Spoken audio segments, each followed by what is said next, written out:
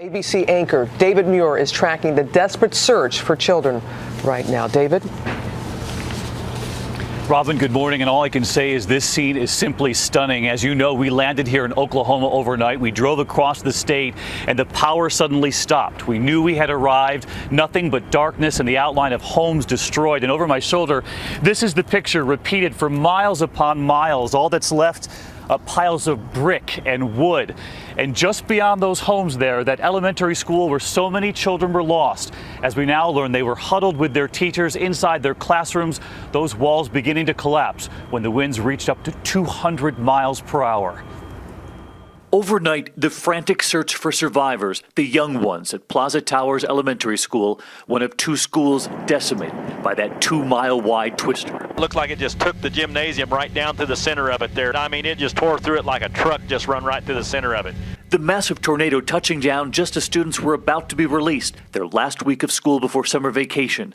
Many of them hunkered down in closets, in classrooms, in bathrooms, clinging to hope and to one another. Well, I was on the ground and my ears just went beep, and I couldn't hear anything except cracking and kids screaming. Both Briarwood Elementary and Plaza Towers Elementary would take a direct and devastating hit.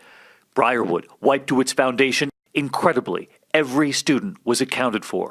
We were told to get in our tornado precaution systems, but then they moved us to the boys and girls bathroom. But the scene playing out at Plaza Towers is much more devastating. A sole blackboard sticking out from the rubble.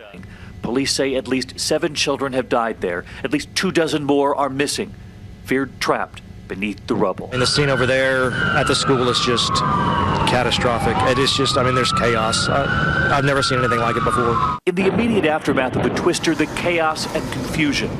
This teacher, battered and bruised, carrying a child from the rubble. Students. And then the list, the names of the children who'd survived. And perhaps the most nerve-wracking thing a parent can endure, racing to be reunited with a child you're not certain will be there. I'm just happy that I was able to find my son, and my family's okay. At this checkpoint, we also found 8-year-old Josiah Parker. He escaped Briarwood Elementary unharmed, but could not find his parents. If my mom and dad are still alive, they're probably going to take us to a hotel to our house if we're about. But this morning, we now know that Josiah's parents did survive the storm, a glimmer of hope, even as so much has been lost here and more. An 8-year-old reunited with his parents, and we need more of those stories here in Moore. I can tell you, I can hear a helicopter hovering overhead. And as we were here in the overnight hours, it was hovering right over that elementary school, shining lights on the school, George, because they needed the lights for the search efforts. But they were also concerned about the noise from the helicopter, that it might drown out any possible cries from the children still inside that school. But we've learned this morning that the search and rescue has now been turned to a recovery operation here just behind us, George. Okay, David, thanks very much.